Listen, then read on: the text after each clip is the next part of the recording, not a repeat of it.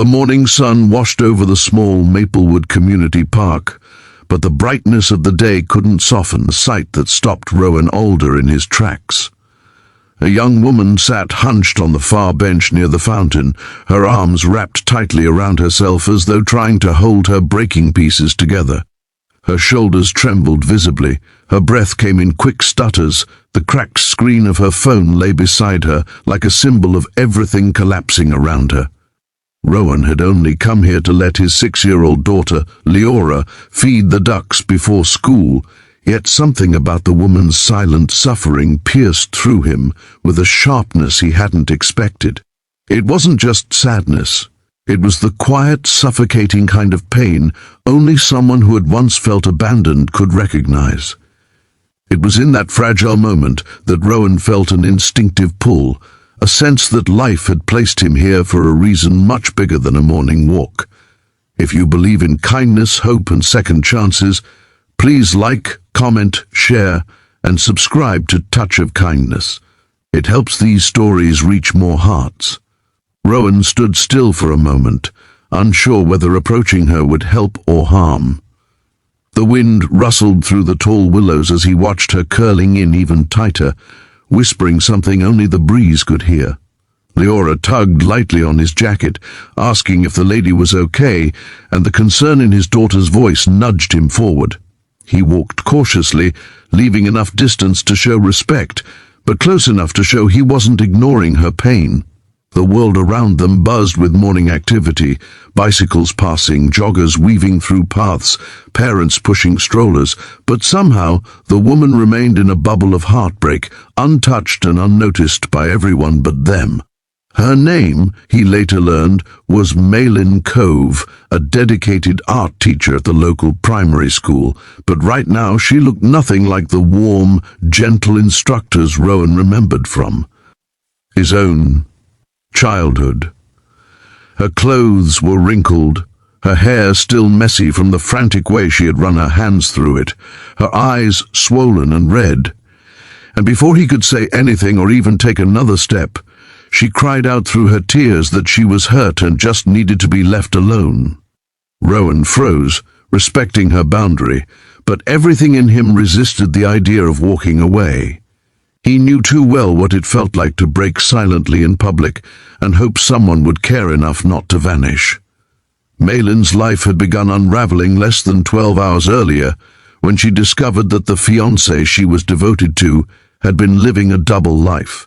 Not only had he betrayed her trust, but he had left her with the full burden of an apartment lease, bills and months of planning a wedding that suddenly evaporated into nothing.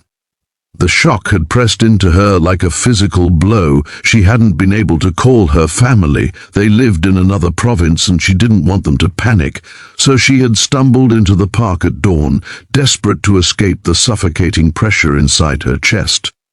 But heartbreak had a way of following wherever she went. Rowan, on the other hand, carried his own quiet battle scars.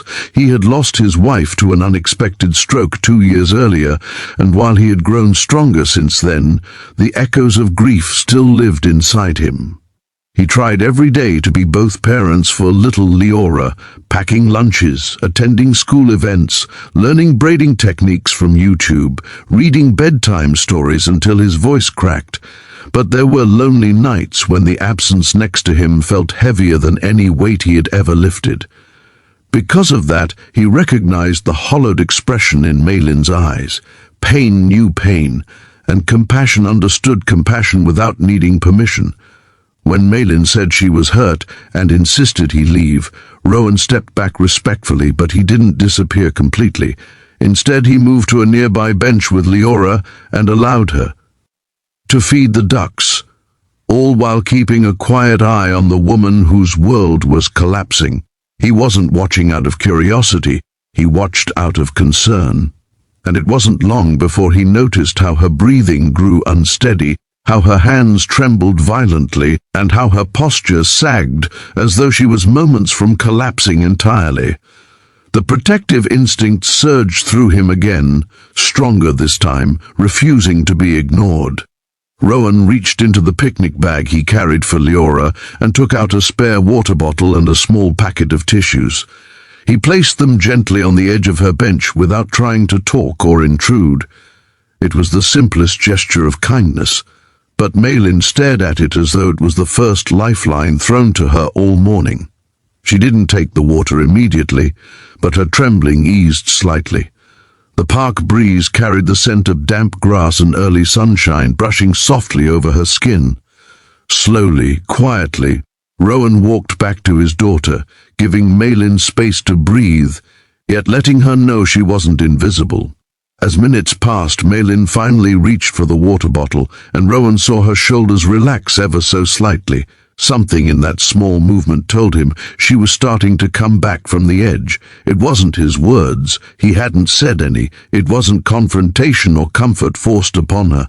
It was simply the presence of someone who didn't vanish at the first sign of brokenness. When Mailin eventually stood on shaky feet, she looked toward the playground area where Rowan and Leora sat. Her gaze softened as she watched the little girl laugh, making silly duck sounds to entertain her father. The gentle warmth of the scene melted a small corner of the coldness gripping her chest. Mailin slowly approached, her breath still uneven, and Rowan immediately instructed Leora to give the woman a kind smile. Leora, endlessly gentle like her late mother, offered one of her little flower hair clips as a gift. Mailin accepted it with a trembling laugh that escaped her without permission, the first genuine sound she had made all morning. In that moment, Rowan saw a glimpse of the vibrant person buried under layers of betrayal and heartbreak. The sun climbed higher, painting golden streaks across the surface of the fountain. Rowan invited Mailin to sit with them, not with pressure, but with an understanding look that told her she was safe to say no. Strangely, she didn't refuse this time. She sat down slowly, breathing deeply, letting the atmosphere settle around her. When she finally started speaking, haltingly at first, Rowan listened quietly, absorbing every word with a gentle patience she didn't expect from a stranger.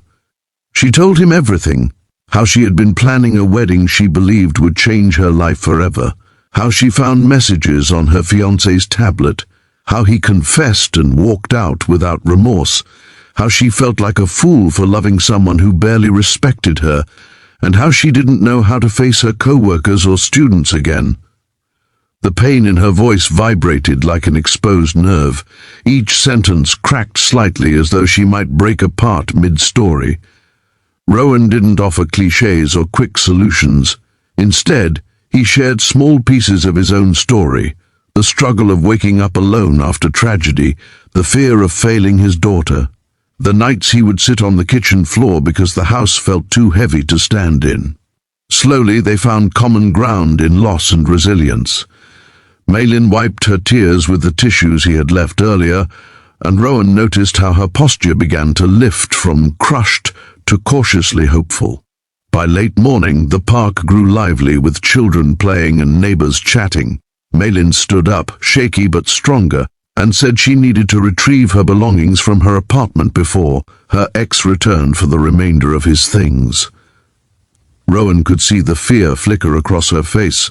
She didn't want to face him alone. It wasn't a matter of danger, it was a matter of emotional vulnerability. She wasn't ready to walk into the ruins of her relationship by herself. This was the moment Rowan did something undeniably heroic. Not dramatic, not flashy, but profoundly courageous in the quiet way real heroes act. He offered to accompany her, not inside the apartment, but nearby, so she wouldn't feel isolated.